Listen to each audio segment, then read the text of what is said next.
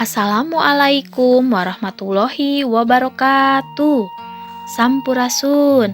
Kumaha damang sadaya warga kelas 8? Mugia dina danget ieu urang sadaya dipaparin kasehatan tur kabagjaan ti Gusti Anu Maha Suci. Pangajaran anu sejak dipedar nyaeta ngeunaan ngajejeran acara. Dina kahirupan sapopoe hidup tangtu remen manggihan anu ngayakeun hiji kagiatan atawa acara. Boh anu dilaksanakeun ku masyarakat umum, boh anu dilaksanakeun ku hiji lembaga atawa instansi atawa kantor. Nah, eta kagiatan teh atawa acara teh bisa lumangsung kalawan lungsur langsar lantaran ayana MC atawa Master of Ceremony. MC atawa anu sok disebut pangjejer acara atawa pangatur acara dina basa Sunda itu pancena nyaeta ngatur tur nyusun hiji acara atawa kagiatan sangkan ngaguluyur tur puguh eunteup seureuhna. Jadi sukses henteu hiji acara biasana gumantung pisan ka pangjejer acara. Nah, sarengsena hidup diajar ngeunaan ngajejeran acara, hidup dipiharep mibanda kamampuh nyusun teks ngajejeran acara, kamampuh ngaanalisis teks ngajejeran acara, jeung kamampuh ngajejeran acara. Tah ayeuna pek tengetan ku hidup contoh MC atawa pangjejer acara dina pintonan ieu. Wilujeng nyakseni. Bismillahirrahmanirrahim. Assalamualaikum warahmatullahi wabarakatuh. Innal hamdalillah nahmaduhu wa nasta'inuhu wa nastaghfiruh wa na'udzu billahi min syururi anfusina wa min sayyiati a'malina may yahdihillahu fala mudhillalah wa may yudlilhu fala hadiyalah. Asyhadu an la ilaha illallah wa asyhadu anna Muhammadan abduhu wa rasuluh la nabiyya ba'dah.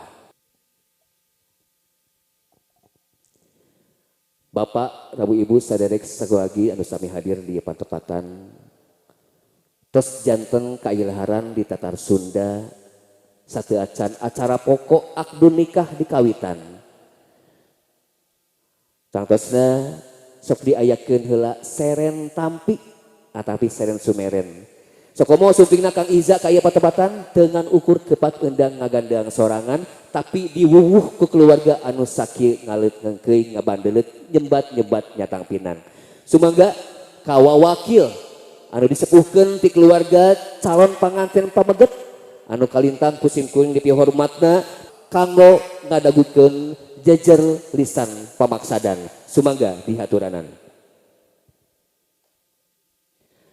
Alhamdulillah rabbil alamin ngahaturkeun nuhun anu kalintang kusim-kuring dipihormatna Al Mukarrom Al Ustad Bapak Ustad Misbah Nurfalah anu paratos ngaduikeun biantara pamaksadan mawakilan keluarga besar keluarga calon panganten pamaget. Nah, sabada hidup tadi ngarekepkeun atawa ngabandungan contoh pangjejer acara atawa ngajejeran acara pek ayeuna rekepkeun ku hidup tengetan ku hidup bedaran ngeunaan ngajejeran acara. Pangjejer acara nyaeta jalma anu mibanda pancen tur tanggung jawab dina ngatur hiji acara atawa kagiatan. Sangkan eta kagiatan teh lumangsung secara ngaguluyur saluyu jeung anu dipiharep. Nah, ngajejeran acara secara umum dibagi dua. Aya anu disebut panata acara, aya oge anu disebut panumbu catur. Naon ari panata acara?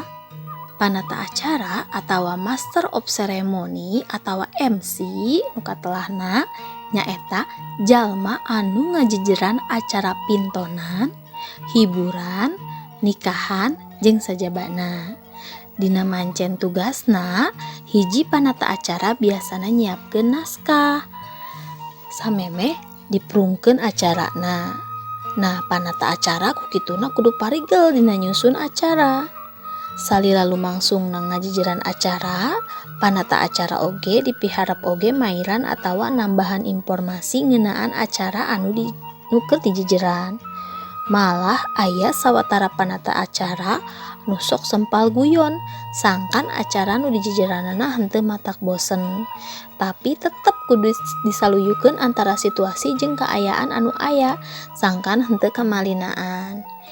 Nah, saupama ditetelakeun, pancen panata acara nyaeta muka hiji, muka acara. Tangtu kudu parigel dina muka acara. Contoh kekecapan muka acara nyaeta diantarana Assalamualaikum warahmatullahi wabarakatuh. Sugrining puji kasangga ka Gusti Anu Maha Suci, sadaya puja kasangga ka Pangeran Nu Maha Kawasa. Ibu miwah bapak hadirin sadaya hormateun simkuring. Alhamdulillah dina danget ieu urang sadaya tiasa riung mungpulung di ieu patempatan. Dina raraga nyakseni lumangsungna acara paturai tineng sareng ngajerung laku ka siswa-siswi kelas 8. Pancen anu kadua nyaeta ngahaturanan. Contona nyaeta acara salajengna nyaeta biantara sareng pangdeudeu. Anu kahiji biantara laporan ti pupuhu panitia paturai tineng. Kapangersa Ibu Siti Hamidah SPD MSI dihaturanan. Pancen anu katilu nyaeta nganuhunkeun. Contoh, hatur nuhun ka kersana pupuh sakola anu parantos ngadugikeun pangdeudeulna. Pancen anu kaopat nyaeta nepikeun komentar. Pamugi rupi-rupi piwejang anu nembe didugikeun ku anjeunna sing janten Ranggeyan Mutiara pibekeleun urang sadaya nggoning nyucuk ilmu sareng ngahontal prestasi anu langkung luhur. Pancen anu kalima nyaeta mungkas acara. Contona simkuring haturkeun nuhun ka sadayana anu parantos nyakseni acara paturai tineng ti ngawitan dugi ka akhir. Teu hilap oge simkuring neda dihapunten bilih aya basa anu teu kareka atanapi saur anu teu kaukur. Saninten buah saninten, saninten diparapatan. Hapunten abdi hapunten, samudaya kalepatan. Nah, ayeuna ulang pedar ngeunaan panumbu catur. Anu dimaksud panumbu catur atawa moderator nyaeta jalma anu ngajejeran acara dina kagiatan sawala atawa gotra sawala atawa dina basa Indonesiana nyaeta diskusi atawa debat. Nah, dina prakna hiji moderator dipiharep ngatur patali marga di antara pamilon-pamilon sawala. Panumbu catur mibanda pancen pikeun ngatur, ngalelempeng, ngaping, sarta miara lumangsungna sawala nu teu leupas tina cara atawa teknik mingpin sawala. Nah, tanggung jawab panumbu catur kaitung berat lantaran hasil henteuna sawala gumantung ka dirina. Nah, naon wae pancen panumbu catur? Pancen panumbu catur nu kahiji nyaeta muka sawala sarta ngaaturanan pangjejer. Contoh, Assalamualaikum warahmatullahi wabarakatuh. Bapak Ibu guru kalih rerencangan sadaya anu dipihormat, sawala anu sejadi pedar dina danget ieu nyaeta pasualan ngagunakeun basa Sunda dina kahirupan sapopoe. Ieu pasualan bade didugikeun ku saderek Sandra. Sumangga dihaturanan. Nah, pancen anu kadua nyaeta ngahaturanan pamilon pikeun mairan atawa nepikeun kamandang atawa pamadegan. Contoh, jalaran kitu simpuring bade langsung wae masihan waktos karerencangan sadayana supados mairan ngadugikeun pamendak sewang-sewangan. Sumangga saha anu bade mairan mangga dihaturanan. Pancen anu katilu nyaeta ngahudang sumanget pamilon sangkan mairan sarta nepikeun aturan sawala. Contona, hatur nuhun karerencangan anu parantos ngedalkeun pamendakna. Nanging anu bade mairan mugi henteu papanjangan, singket bae nuju kana persoalan. Mangga saha deui anu bade mairan? Pancen anu kaopat nyaeta mungkas sarta nyindekeun sawala. Contohna nyaeta hatur nuhun kana pamair ti rencangan sadaya tina sawala urang nembe rupina tiasa dicindekeun yen anu penting dina ngagunakeun basa nyaeta kasadaran urang ngagunakeun basa Sunda dina kahirupan sadidinten. Rupina sakitu anu tiasa kapidangkeun dina ieu sawala. Hatur nuhun kana perhatosanana. Hapunten bilih aya kakirangan sareng kalepatan. Wassalamualaikum warahmatullahi wabarakatuh.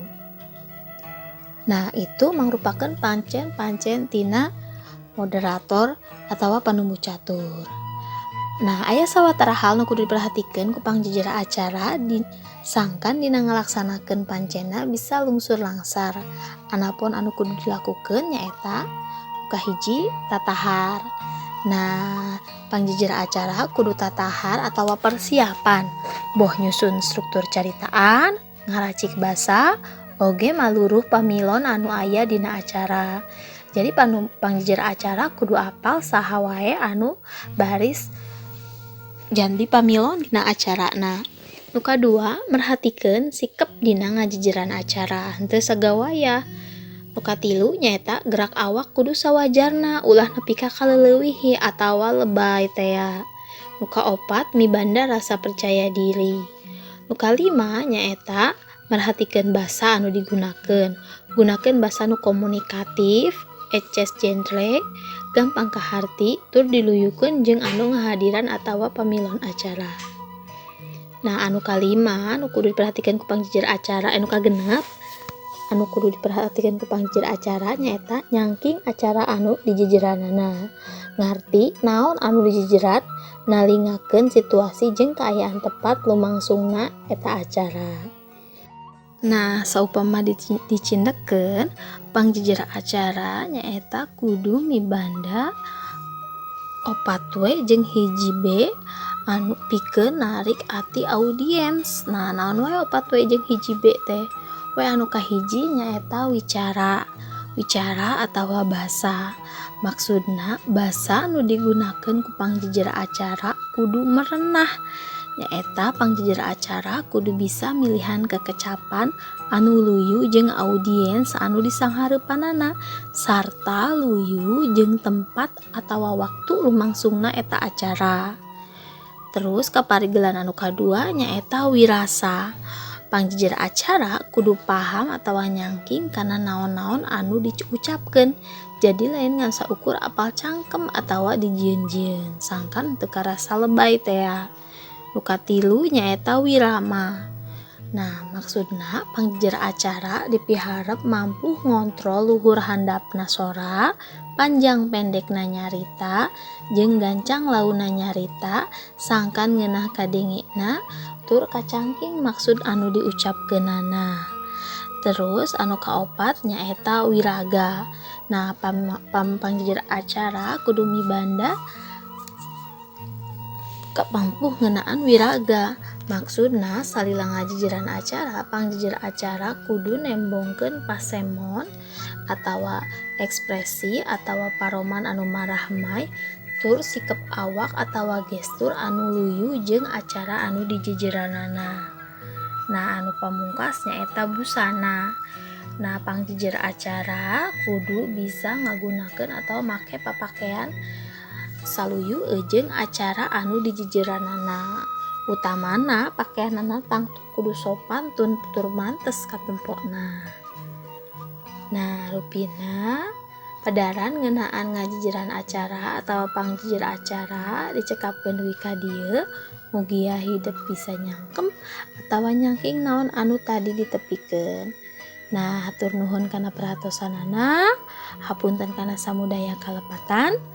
Wabillahi taufiq wal hidayah. Wassalamualaikum warahmatullahi wabarakatuh.